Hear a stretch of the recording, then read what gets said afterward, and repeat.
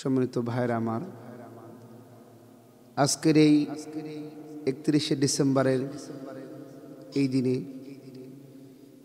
একটি সুখের সংবাদের সঙ্গে সঙ্গে আরেকটি দুঃখের সংবাদ আমাদেরকে শুনতে হচ্ছে। সুখের সংবাদটি হলো বাংলাদেশের প্রিয় কাফেলা বাংলাদেশ ইসলামী ছাত্র শিবিরের কেন্দ্রীয় নির্বাচন সুষ্ঠু ও সুশৃঙ্খলভাবে অনুষ্ঠিত হয়েছে। এটি অত্যন্ত আনন্দের এবং সুখের সংবাদ। সেই সাথে একটি দুঃখের সংবাদ আমাদেরকে ভীষণভাবে কষ্ট দিচ্ছে। ঢাকার কেন্দ্রীয় শহীদ মিনারে মার্চ ফর ইউনিটি সমাবেশে আসার জন্য বিভিন্ন জায়গা থেকে বিভিন্ন জেলা থেকে ছুটে আসা আমাদের ছাত্র ভাইরা, যেই ছাত্র ভাইদের মাধ্যমে বৈষম্য বিরোধী ছাত্র আন্দোলনের মধ্য দিয়ে বাংলাদেশের জালিম, বাংলাদেশের নব্য ফেরাউন আবু জেহেলরা, নব্য উদ্বা সাহেবেরা দেশ থেকে পালাতে বাধ্য হয়েছে। যে ছাত্রদের মধ্য দিয়ে আমরা আমাদের কথা বলার বাকশক্তি আবার ফিরে পেয়েছি, আবার নতুন করে আমরা স্বাধীনতা ফিরে পেয়েছি। সেই ছাত্র জনতার উপরে এই 31শে ডিসেম্বরে মার্চ ফর ইউনিটি সমাবেশে যোগদান করার জন্য বিভিন্ন জেলা থেকে আমাদের বৈষম্য বিরোধী ছাত্র আন্দোলনের গাড়ির বহর নিয়ে আসতেছিল। তেমনি বাংলাদেশের সুনামধন্য একটি জেলা খুলনা জেলা থেকে 25টি বাসের বহর নিয়ে বৈষম্য বিরোধী ছাত্র আন্দোলনের ভাইরা ঢাকার উদ্দেশ্যে রওনা করেছিল। প্রতিমধ্যে গোপালগঞ্জের মোল্লারহাটে আমাদের যেই ছাত্র ভাইদের রক্তের বিনিময়ে আমরা এই স্বাধীনতা অর্জন করেছি, আমরা নতুন বাংলাদেশ ফিরে পেয়েছি। গোপালগঞ্জের সেই মোল্লারহাটে আমাদের সেই ছাত্র ভাইদের উপরে কেন নির্মমভাবে তাদের উপর অত্যাচার করা হলো, তাদেরকে তাদের বাসের উপরে আক্রমণ করা হলো। এমনকি গোপালগঞ্জের সেই জমিনে 56,000 এই বর্গ মাইলের এই বাংলাদেশ, স্বাধীন বাংলাদেশে যাদের কারণে আমরা, যাদের রক্তের এবং ত্যাগ তিতিক্ষার বিনিময়ে আবারও আমরা নতুন করে স্বাধীনতা ফিরে পেয়েছি, সেই ছাত্র ভাইয়ের রক্ত কেন আবার সেই গোপালগঞ্জের জমিনে ঝরল? জাতি জানতে চায় কেন আমাদের ছাত্র ভাইদের উপরে আঘাত করা হলো। কারা আঘাত করলো? কেনই বা আঘাত করলো? এরা সেই স্বৈরাচারের পতিত হায়নার দলেরা, সন্ত্রাসীরা, খুনিরা নতুন করে আবার মাথা চারিয়ে দিয়ে দাঁড়িয়েছে। আমার ভাইদের উপরে আক্রমণ চালিয়েছে, তাদের রক্তাক্ত করেছে।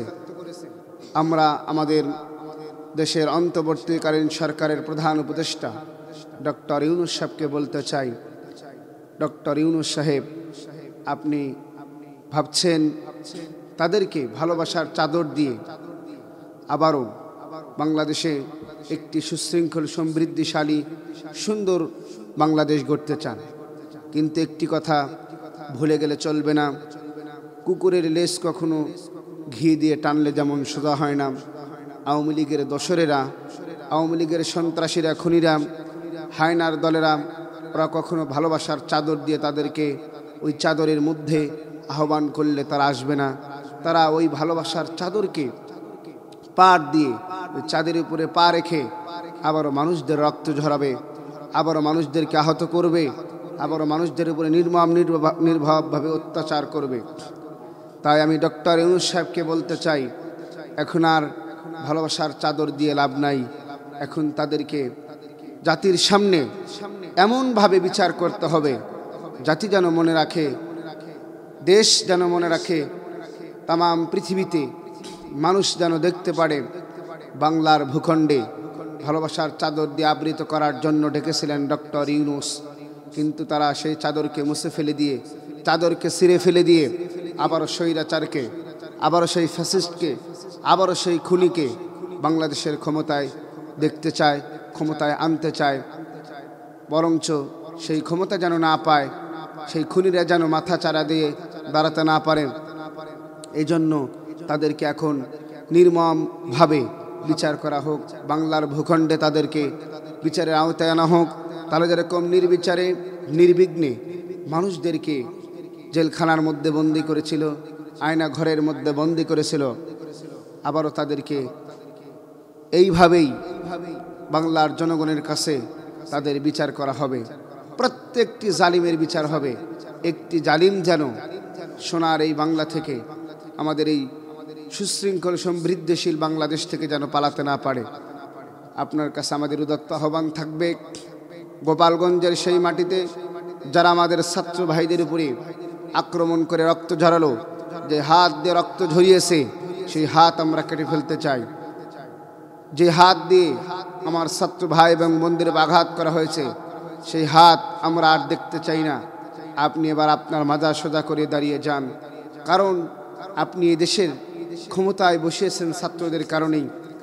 এদেশের ছাত্রদের রক্তের বিনিময়ে, আমার আবু সাইদের ভাইয়ের রক্তের বিনিময়ে, রায়হান ভাইয়ের রক্তের বিনিময়ে, মুগ্ধ ভাইয়ের রক্তের বিনিময়ে আপনাকে এদেশের সর্বোচ্চ আসরে, ক্ষমতার আসরে আপনাকে অন্তর্বর্তীকালীন সরকার বানানো হয়েছে। আপনি এখন যদি এদেরকে এদেশের মানুষের সামনে এখনই স্বৈরাচার হাসিনার লোকদেরকে বিচার না করেন, তাহলে আমার আবু সাইদ ভাই, ইয়ামিন ভাই, মুগ্ধ ভাই, রায়হান ভাই, এদের রক্তের সাথে বড়ই বেঈমানি করা হবে। তাই আমি আমার অন্তর্বর্তীকালীন সরকার সহ দেশের প্রত্যেকটি মানুষকে উদাত্ত আহ্বান করতে যাচ্ছি, আপনাদের এলাকায়, আপনাদের ইউনিয়নে, আপনাদের গ্রামে একটি স্বৈরাচারের খুনির লোকেরা, হায়নার দলেরা যেন মাথা চারা দিয়ে দাঁড়ানোর সাহস না পায়। যে হাত তুলে কথা বলবে, সেই হাত আমরা ভেঙে ফেলব। ছাত্র ভাইদের উপরে যে চোখ গরম করে কথা বলবে, সেই চোখ আমরা উপরে ফেলব। তাই অত্যন্ত দুঃখ এবং কষ্ট নিয়ে কথাটা বলতে হচ্ছে। ছাত্রদের উপরে আবারও সেই গোপালগঞ্জের হায়নারা দেখিয়ে দিল, এ দেশ, এ জাতি, এ ধর্ম, এ বর্ণ, ছাত্র সমাজকে তারা চায় না। তারা চায় সেই বর্বরতা, সেই জাহিলিয়াতি, সেই ফ্যাসিস্টবাদের ক্ষমতায় আবার দেখতে চায়। আমরা আমাদের সর্বোচ্চ চেষ্টা জীবন দিয়া, রক্ত দিয়া, হাত দিয়া, পা দিয়া বাতিলকে উৎখাত করেছি। প্রয়োজনে আবারও আমরা নতুন করে, নতুনভাবে এদেশকে স্বৈরাচার মুক্ত, হায়না মুক্ত, গুন্ডা মুক্ত করতে চাই ইনশাআল্লাহ।